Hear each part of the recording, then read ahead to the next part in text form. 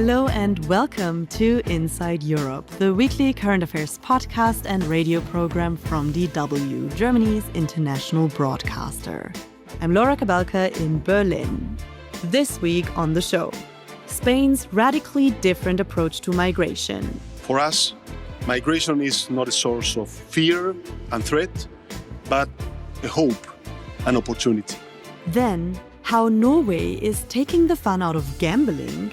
There is an inherent discussion on how much regulation should the state have and how much liberty should its citizens have. As well as a rare glimpse into a prison in Italy where they're trying to improve conditions for inmates. That's all coming up on Inside Europe.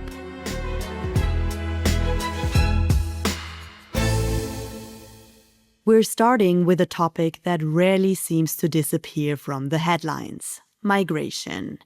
Across Europe, governments are cracking down on migration amid a surge in support of right-wing parties. The EU has just agreed to penalize developing countries that refuse to accept their rejected asylum seekers.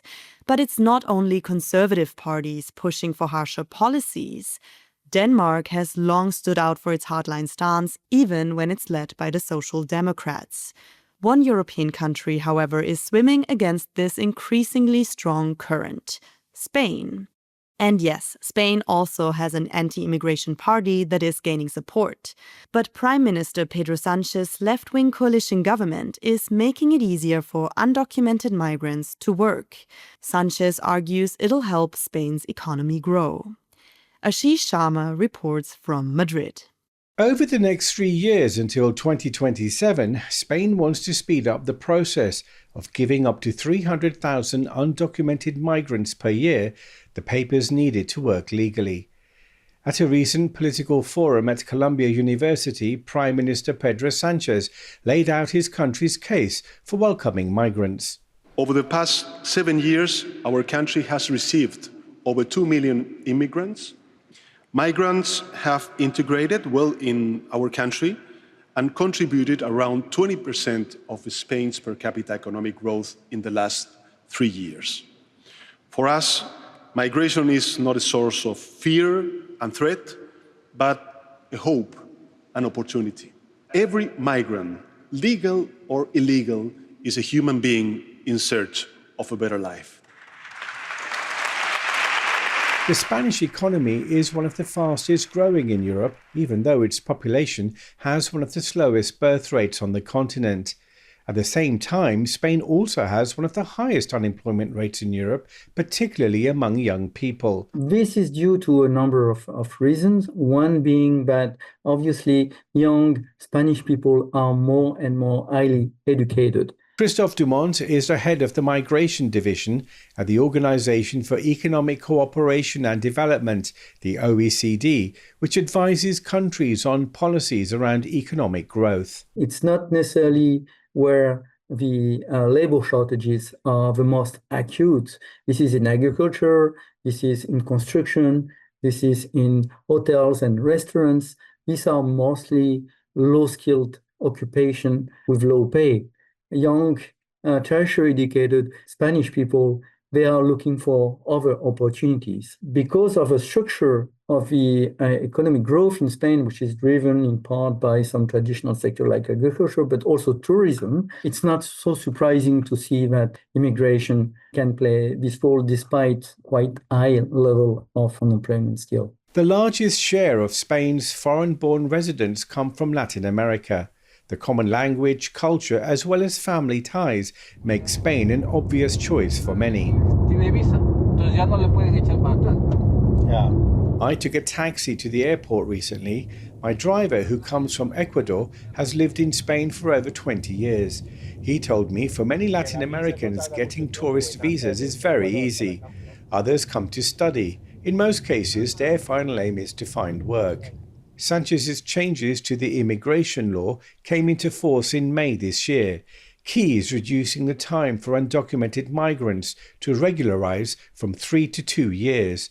But that is still too long, as Serena Squisato from the NGO Red Incola says. The problem is that they need to wait a lot of time before getting the papers that permit them to work. They have to wait 2 years. It's a long time, so even if they are skilled and they have some degrees, they must wait. Just the clearing of the work permits can take months, and language is another issue. Khalid Garmel is from Morocco. He arrived in Spain with his family over 6 months ago on a visitor visa. He came because one of his children needs medical treatment, which is more accessible here.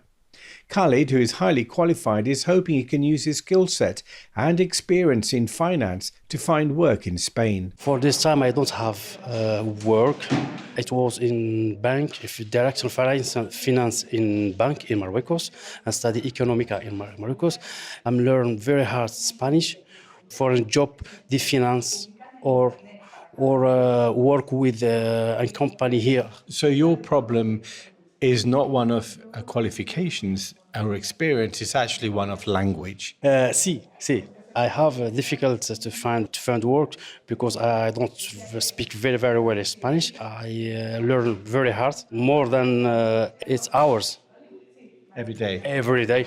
It's necessary. Khalid is a proud man and didn't want to tell me on tape, but did give me permission to say that he also occasionally receives food parcels from Red Incala to help him with his family. The NGO also supports migrants by offering free Spanish classes, legal aid, and exploring work opportunities to help them survive. Also, I work with people that have papers, and the problem in that case was the origin sometimes, because, you know that there is some kind of racism here, because if your name is too long or it has some strange letters, you can't work in some places. The far-right Vox party says that Sanchez's policies will encourage more irregular migration and dilute Spain's Christian heritage. The conservative Partido Popular, the PP, also wants to restrict regularization and harden immigration laws.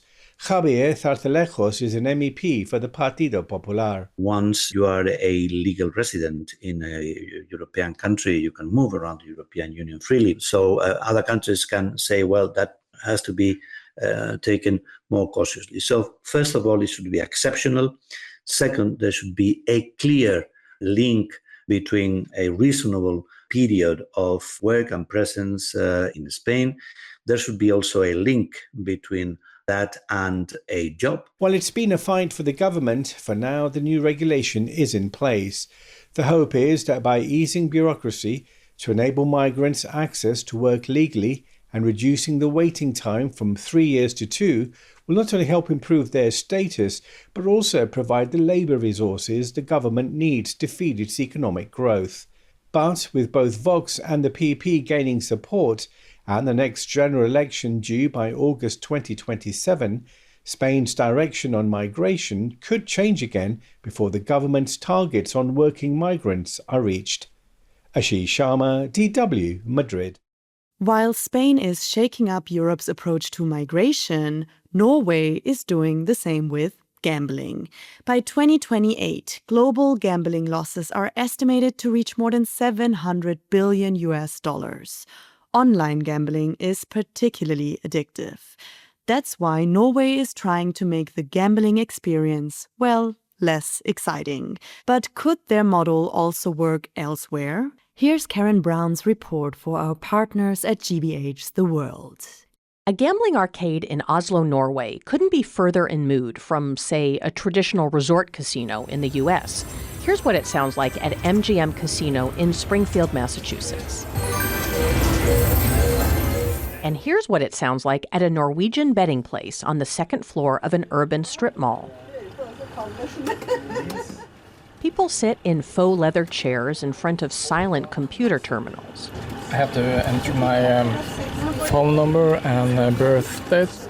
Bjorn Helge Hoffman logs into his national gambling account to play blackjack on one of the machines. He starts out betting 2 kroner, roughly 20 cents.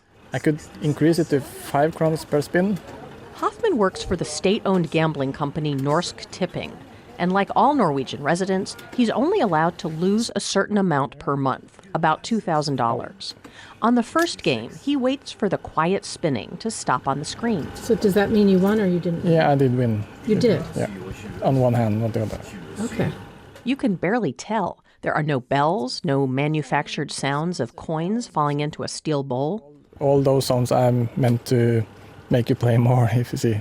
So it's hard to get excited by the win. And that's the point. Norway's gambling monopoly is based on reducing gambling impulses. There are no casinos, just slot machines, bingo, lotteries, and horse racing. And the government not only limits how much time and money people can spend, it also limits the style and pace of games to make them less addictive. Charlie Thompson is a Norwegian gambling researcher. There is an inherent discussion on how much regulation should the state have and how much liberty should its citizens have. This question has been dogging policy leaders around the world as online gambling expands rapidly. In the U.S., almost 40 states now allow online sports betting. And while some praise Massachusetts for paying attention to problem gambling, compared to Norway, it's practically the Wild West. First of all, you have to play identified. The Norwegian government tracks each person's gambling habits as part of the country's harm reduction approach. Hoffman says everyone has to set limits before they even start to play. How much can you afford to lose in the cold light of the day? Jani Engebo is a policy advisor for the Norwegian Gambling Authority. He compares Norway's regulations to airbags in cars. So if it gets really bad, you will not have so severe consequences that you cannot carry on with your life. Engebo's research suggests the rate of gambling addiction in Norway is less than 1% of the population. It's about 3 times as high in the U.S. But 25 years ago, Norway had a problem. Slot machines were all over the place: supermarkets, airport lounges, ferries. And there were no spending limits. Magnus Pedersen is with the advocacy group Gambling Addiction Norway. He says people didn't understand how addictive gambling could be. He says it's like going into a bubble. It's just you and the gambling. Every stress, everything, every problem you have, everything else just goes away. But after a while, it's not enough with $100 or $200. You need $1,000 or you need more.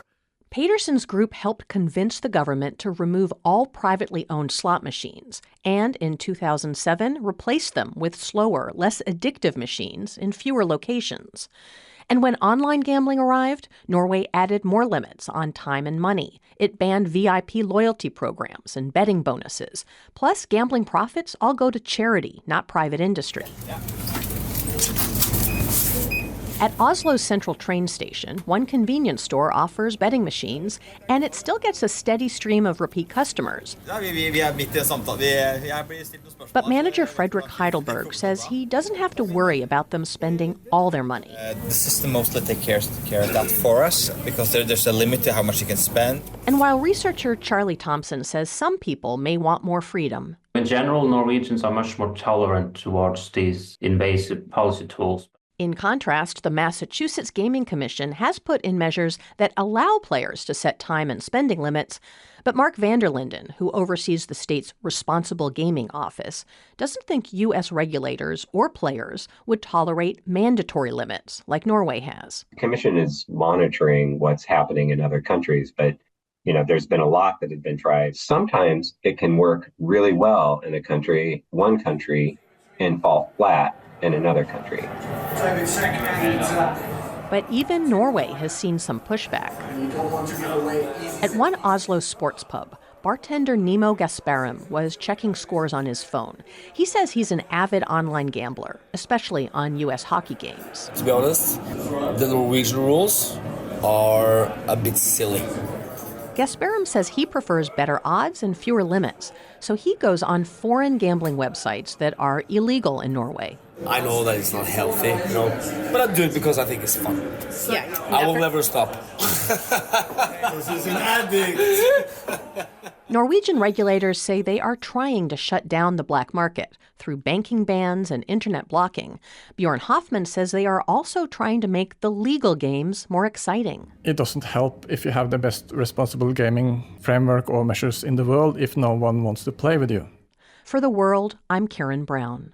GBH The World is available wherever you get your podcasts.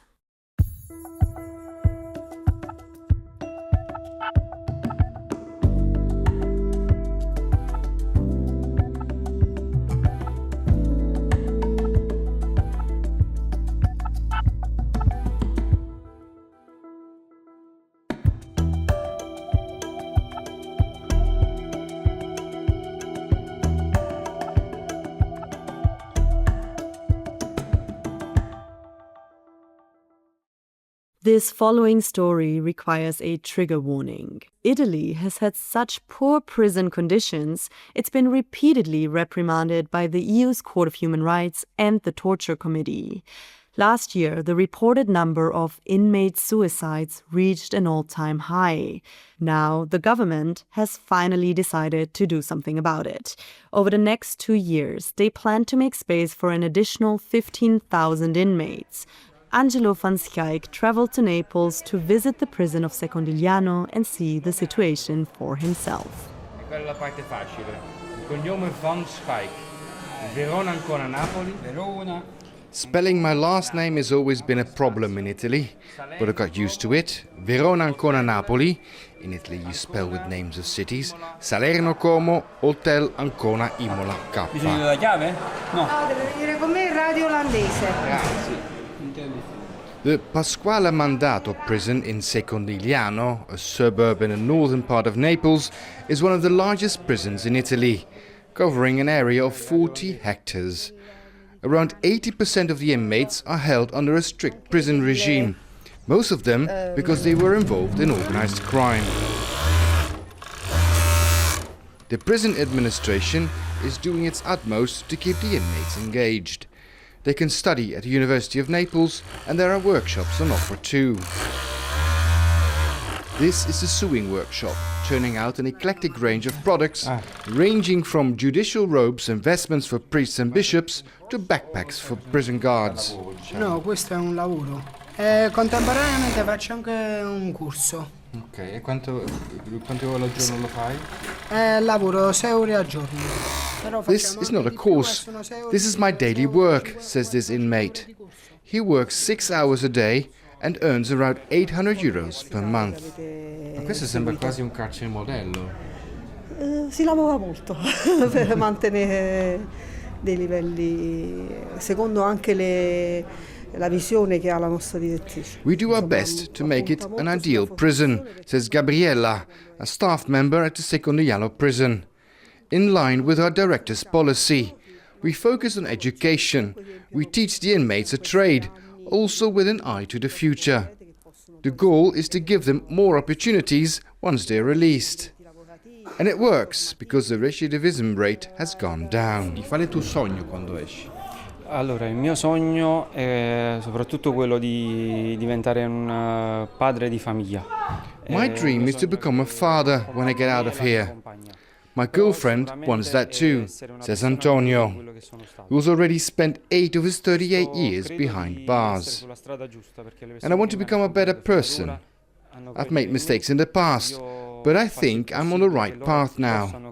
I'm taking courses, I'm working, and I've seen guys who used to attend these classes and now have their own businesses outside, doing their work with real passion. I hope that's possible for me too. What strikes me is the peace in this prison. I've been to 2 other prisons in Italy, but I did not experience this kind of peace here. Admittedly, I wasn't able to visit the cells, but based on the areas I was allowed to visit, Secondigliano feels like a model institution. Ma lei da quanto tempo che sta qua? 19 mesi. 19 mesi? 19 mesi. Da poco? Sì, da poco. Ex avvocato. Tradizione familiare distrutta, ma... This former lawyer has been in Secondigliano for 19 months now. Before he came here, he was in Poggioreale, Naples' other prison. But the circumstances were horrible over there, he says. In Poggioreale, he stayed with 7-8 people in a cell. Here, it's only 2. 2 months here is like being 20 months over there, he says. Diciamo che il carcere problematico di Napoli è Poggioreale.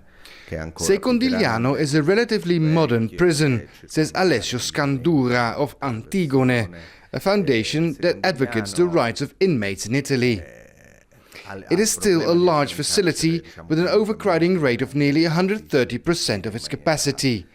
But that's nothing compared to the Poggioreale prison, where the existing prison population is regularly swelled by inmates held on pre-trial detention. In general, the situation in Italian prisons is not good. The country has been repeatedly reprimanded by the European Court for the poor conditions in its prisons. Overcrowded cells, severe maintenance backlogs and a high number of suicides.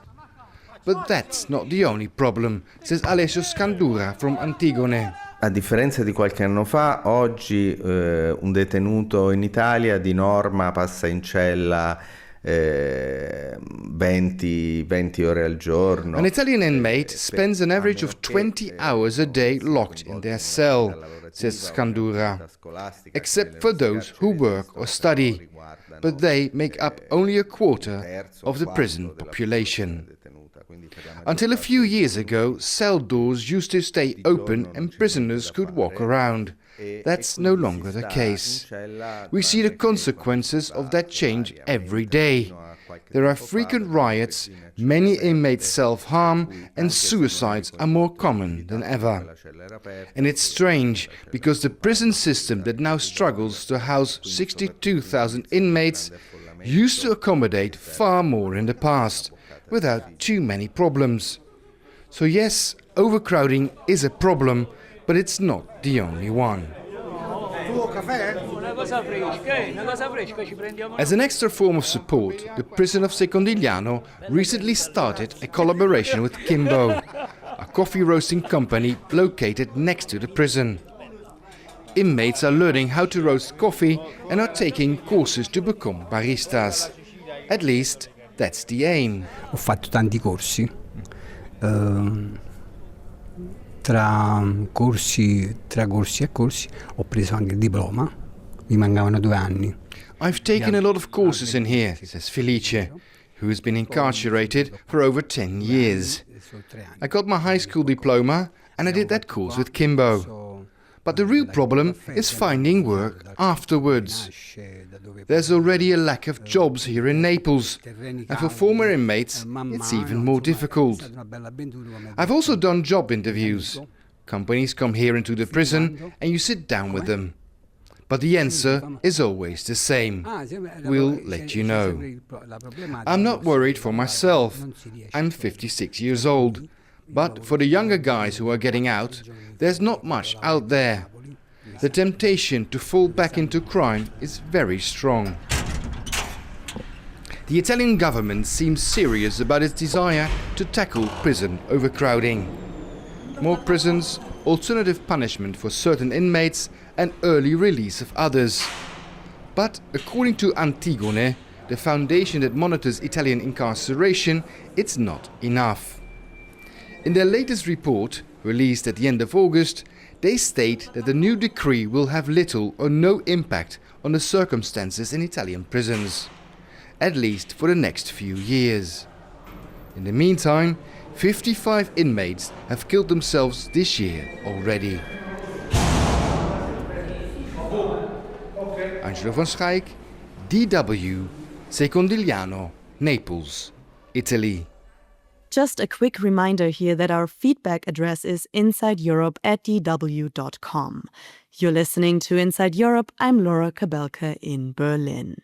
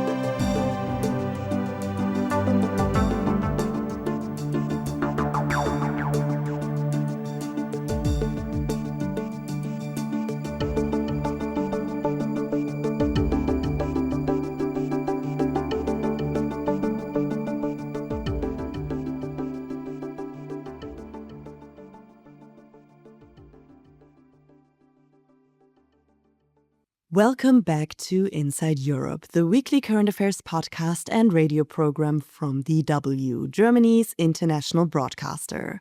I'm Laura Kabelka in Berlin.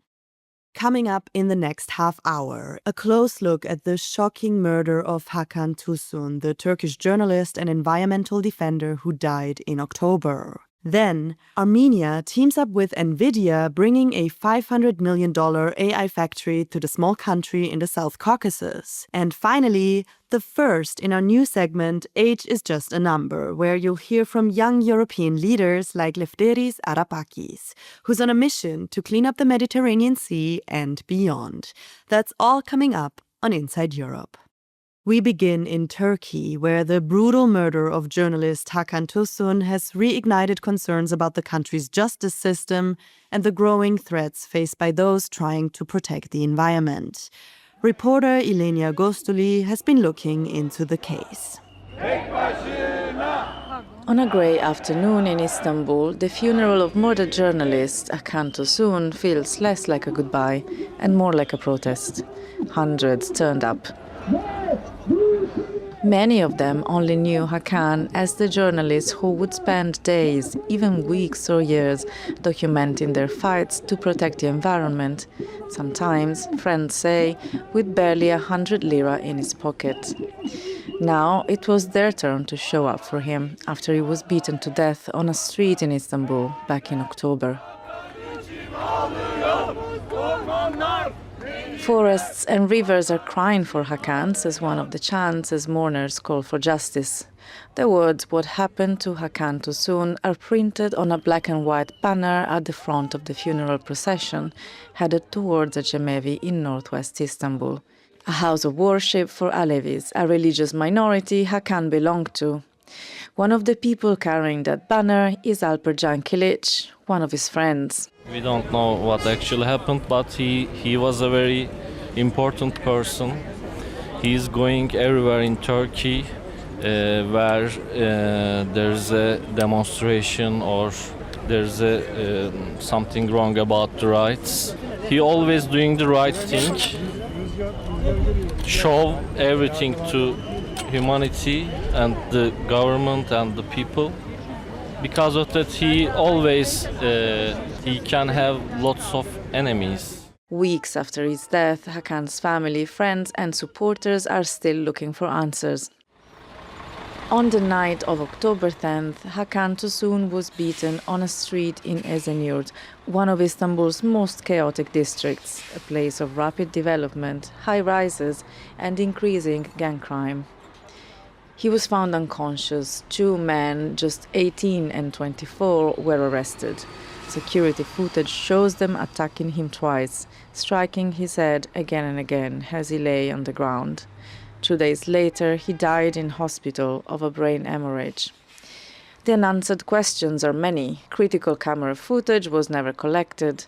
Some recordings were retrieved not by police, but reportedly by relatives of the suspects. And the video that could have shown the clearest view from a shop right next to where the attack happened never reached investigators.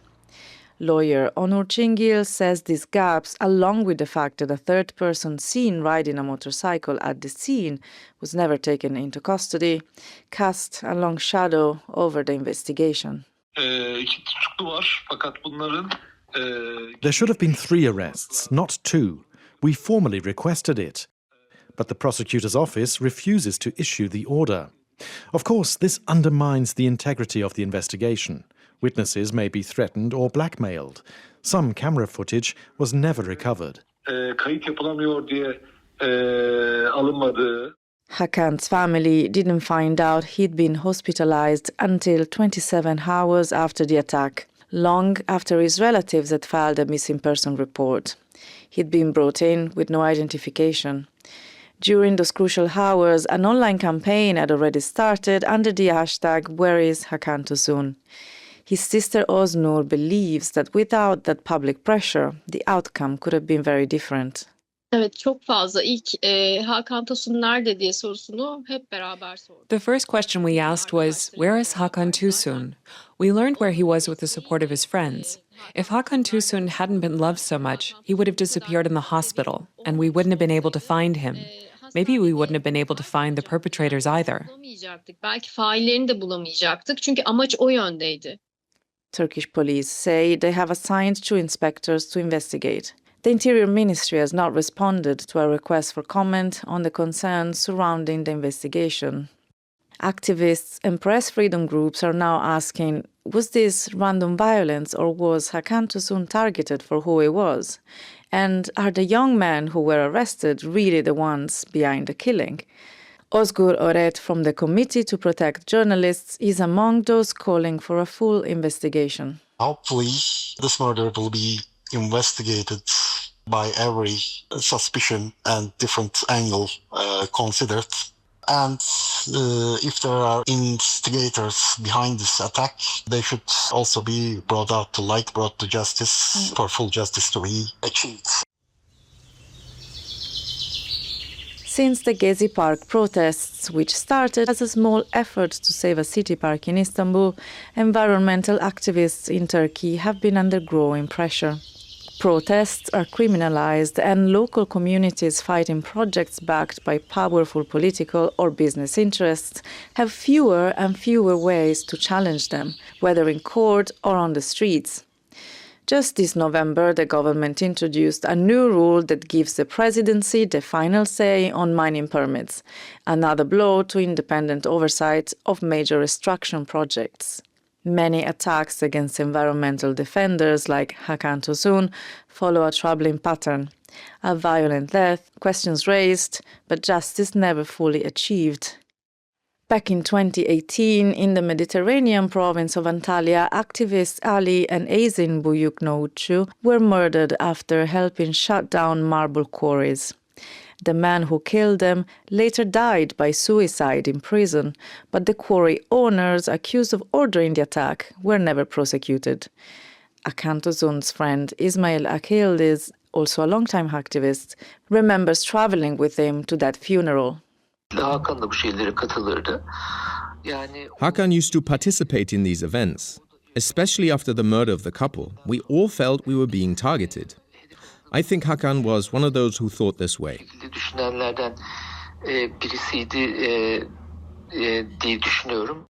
Biz aradık. Nerede? Kayıp başvurusunda bulunduk. Hastane kayıtları var mı diye baktık.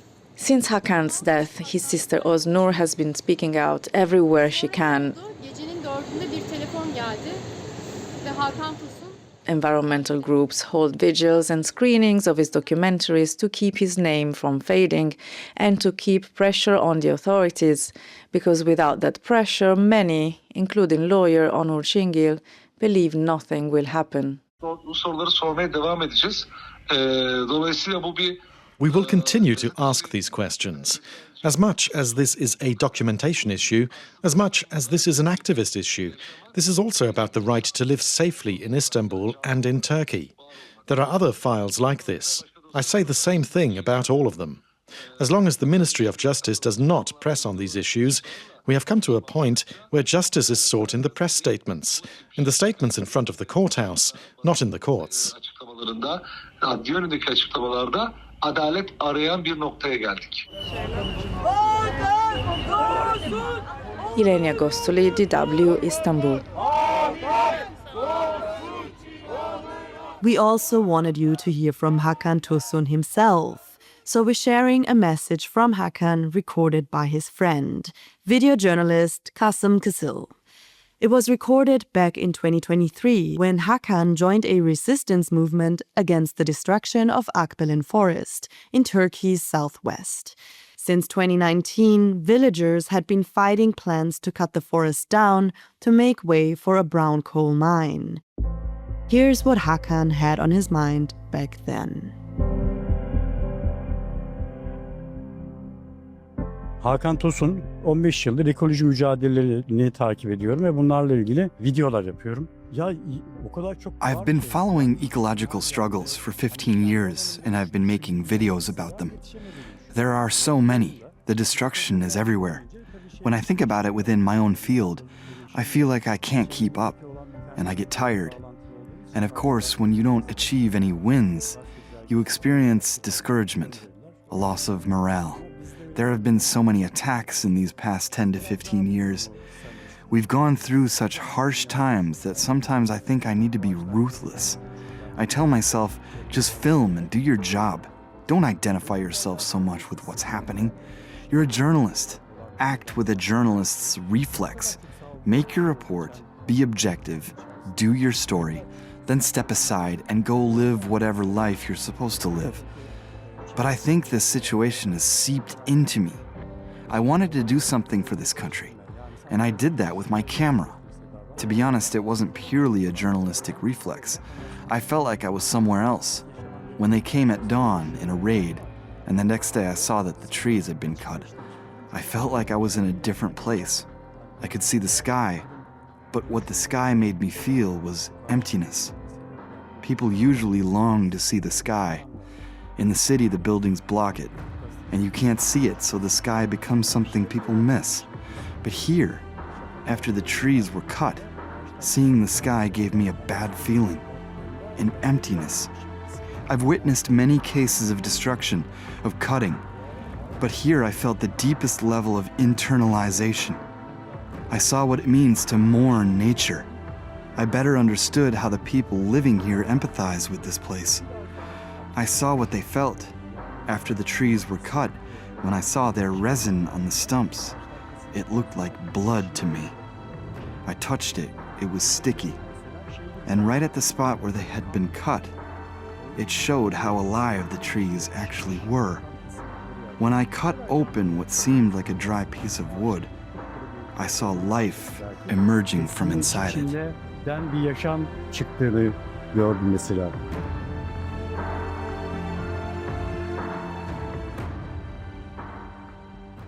These were Hakan Tosun's words. He was killed at age 50. For our next story, we're traveling to Turkey's eastern neighbor. As the world's largest companies are pouring billions into AI, they are also setting up supercomputing data centers to develop it further and further.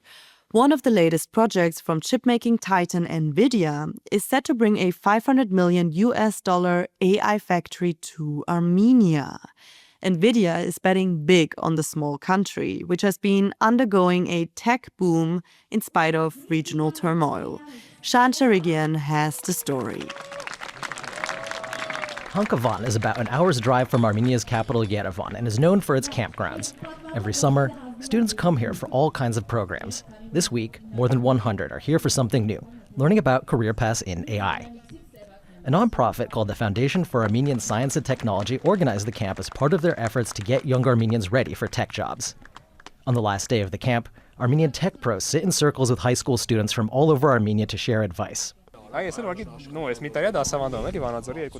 of the day's speakers, a researcher and software engineer named Tigran Ishkhanian, says a new AI data center will be a boon for the country and for young people like here at the camp. NVIDIA AI factory will be a game changer for sure, because they will need a lot of professionals. And of course, first of all, they will try to hire someone from Armenia. As expensive AI factories get built in rich countries, mostly the US, the EU, and China, there's growing concern that countries with fewer resources will be left behind. But Armenia's business and education sectors are now poised to get a big boost thanks to NVIDIA's recently announced plans. NVIDIA, currently the most valuable company on Wall Street, says it is working with a small US-based firm and Armenia's government to set up a supercomputing data center with thousands of chips known as graphics processing units, or GPUs. The launch date is set for 2026, though the specific location of the center is yet to be announced. For now, Armenia is set to be the only country in the region to boast an AI factory. The members of the public-private partnership have been keeping a low profile since they announced their plans over the summer. But it was big news for Armenia, which has about 3 million residents and is still reeling from its recent wars with neighboring Azerbaijan. We're planting a seed by giving to Armenia an unfair advantage against all of the other countries. What we're building with this supercomputer isn't just another business. This is going to be a generator for basic research that will then turn into companies that will grow and become a big part of the economy and turn Armenia into a significant player in technology on the global stage. That's Rev Lebaredian, an NVIDIA executive speaking on a local podcast in June. He explains how AI factories like the one planned for Armenia actually work. Data, information comes in. What comes out of it are what we call tokens, which is a form of intelligence. So we're taking as input raw data and information, and we get intelligence out of it in the form of these tokens. And the more tokens you can produce for the same amount of energy and information, the more efficient you are, the more value you create. In other words, the factory takes in tons of data, rapidly crunches it using high-powered microchips, and puts out tokens containing condensed info for the AI to learn and respond quickly. AI chips are notorious for consuming huge amounts of electricity and requiring lots of water to stay cool. The new factory from NVIDIA will tap surplus electrical supply in Armenia, which has a nuclear power plant, to run its Blackwell GPU chips, according to Lebaredian. He himself is based in the San Francisco Bay Area, so is the head of Firebird, one of NVIDIA's key partners on the AI factory. People here in Armenia credit members of the widespread Armenian diaspora with helping to create the country's tech sector in recent years. Experts say another factor behind Armenia's tech boom is simple necessity. The country is a bit smaller than Belgium and has few natural resources, so more and more investors and educators are turning to tech. There are some 1,200 tech companies in Armenia today, and they had more than $2 billion in turnover last year, according to a recent study by local nonprofits. The figures cover a mix of homegrown businesses and local outposts of foreign firms, some of which reportedly moved here from Russia to get around Western sanctions. Okay, so welcome to Timor Center for Creative Technologies. My name is Sylvia. I'm from the communications team. Some of the future workers at NVIDIA's AI factory seem likely to come out of the after-school programs at Armenia's Tumos Center for Creative Technologies. It has taught tech skills and other lessons to thousands of 12 to 18-year-olds for over a decade. In one classroom at Tumos' huge Yerevan building, 12-year-old Robert is learning about robotics.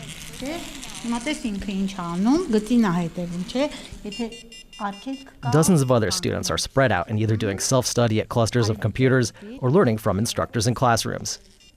Pegor Papazian, Tumos' chief development officer, says he and other tech leaders in Armenia have been involved in conversations about bringing the AI factory to the country. We were invited by the Firebird team to pitch a couple of ideas on how we would use free computing, if it was available to us, for educational and academic research purposes. It looks like we will be able to benefit directly. Tumo has proposed projects including a study of student behavior data in order to personalize learning paths and a study focusing on Armenian architecture, according to Papazian.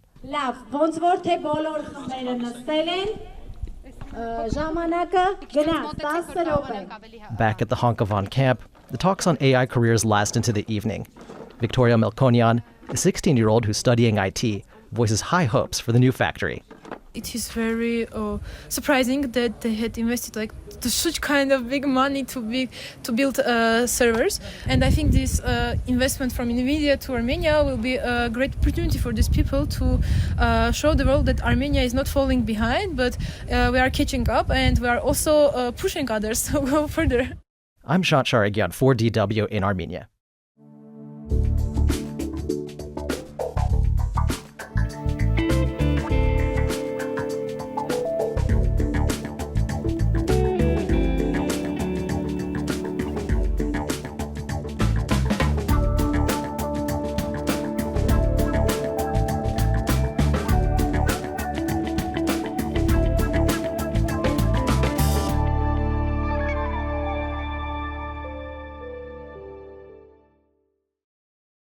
And now it's time for a little Spotify quiz.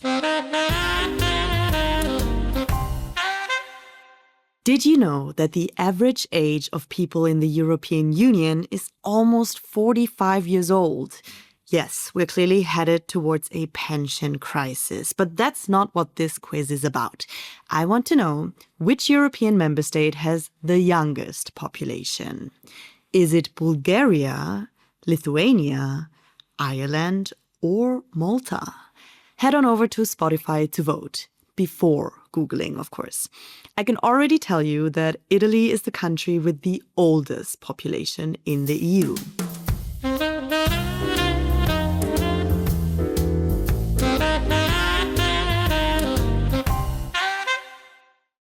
And finally, I'm really excited to introduce you to the first character in our new Age is Just a Number mini-series.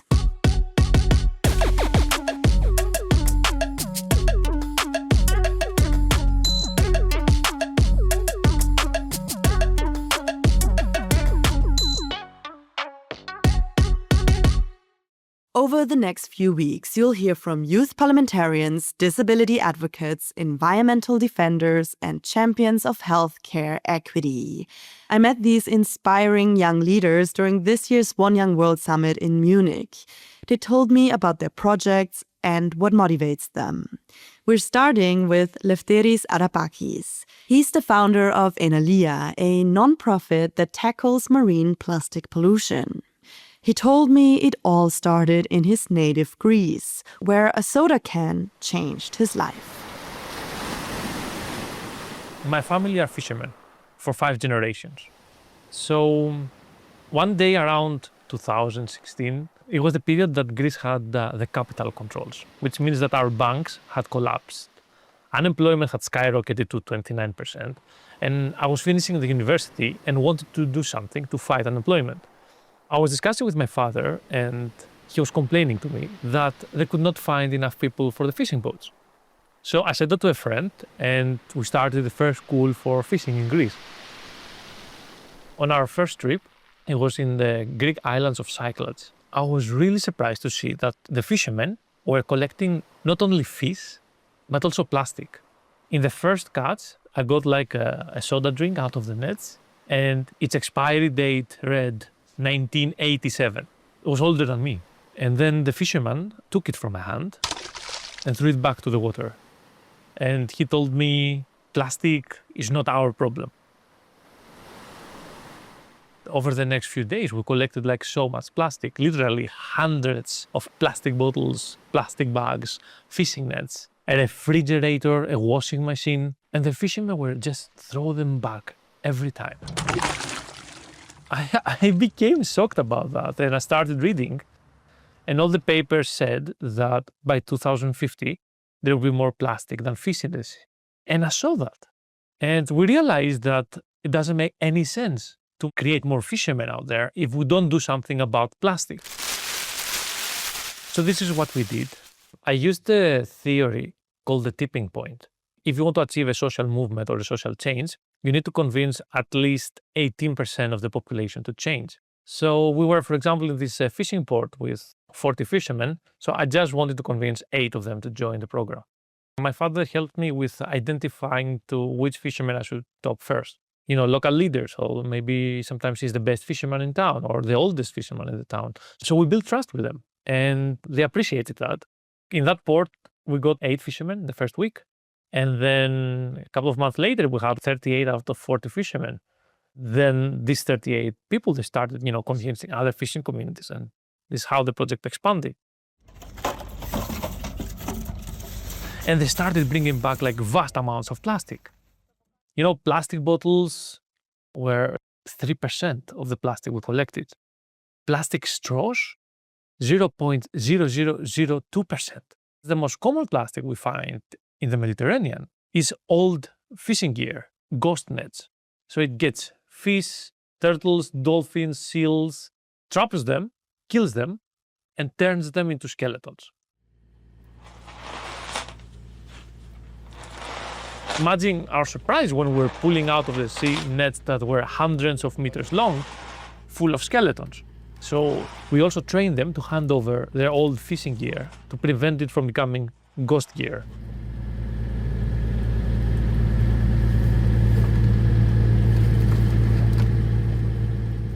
And then as we started collecting more plastic, we had another challenge.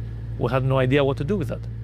The local municipalities were sending the plastic to landfill, and that was a good case scenario. So gradually we created partnerships with recycling companies. So in each port and in each island we're operating, we put a container, and then the fishermen were putting the plastic inside the container.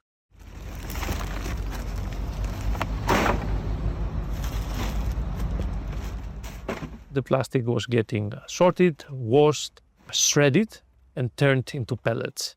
Pellets from fishing nets were turned into tables, benches, building materials. So we replicated our model to Italy, and then Croatia, and then Spain, and then Egypt. For example, in Italy, it was illegal until recently to collect plastic from the sea. So there is a new law that has passed now, the Salva Mare law, with a lot of organizations like WWF pushing to pass this law. Now it is legal to collect plastic from the sea. But imagine, you go there, you try to do that, and they tell you it is illegal. So in Italy, we focused on the prevention activities. And now we are working with more than 6,000 fishermen in all of these countries, 74 locations. We have collected until now more than 2 million kilograms of plastic from the Mediterranean Sea, and we have prevented around 1 million kilograms of carbon dioxide emissions. Based on these numbers, we are probably the largest plastic cleanup initiative in the Mediterranean. But it is just 20% of the plastic that Greece dropped into the sea last year.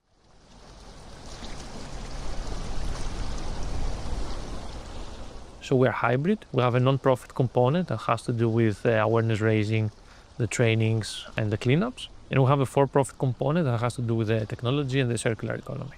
So the reason we have structured it like that is we have seen that grants and donations are very volatile. But let me tell you, if you have a project for 6 months or 12 months with the fishing community, then you tell them, hey guys, the funding stopped, this fishing community will never, ever work together with you again. So we try to diversify our income so we can do more impact. Full-time in the team now, we're 12 people, and we have another 30 people working on a part-time basis. Also for the 6,000 fishers, they also get compensated for their work. In the beginning, we started in a volunteering scheme, and it worked. But then we started experimenting with a little bit monthly funding. And it's not a lot. It's like 10 to 50 euros per month per fisherman, right? And on average, they started collecting 7 times more plastic per boat. So it made sense for us to keep it. And I find it fair to give back to these communities like that. We have been working also in East Africa, in Kenya. We're discussing now a potential expansion to Southeast Asia. But before doing that, my biggest dream is to be able to expand our work in the Nile River. According to WWF, the Nile is responsible for at least 40% of the plastic in the Mediterranean Sea. So I'm thinking of some solutions of potentially addressing the problem there. I'm optimistic that we can effectively clear up the Mediterranean Sea, and then we can use this model to clear similar seas or oceans around the world. On that front, I decided to be an optimist.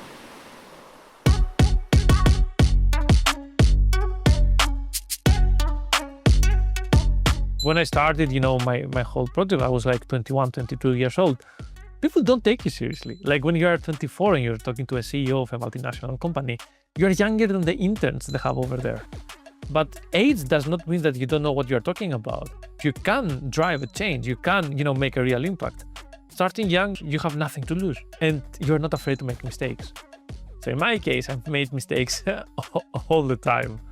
And I come to realize that, failure is not the opposite of success, but kind of the middle step to achieve it.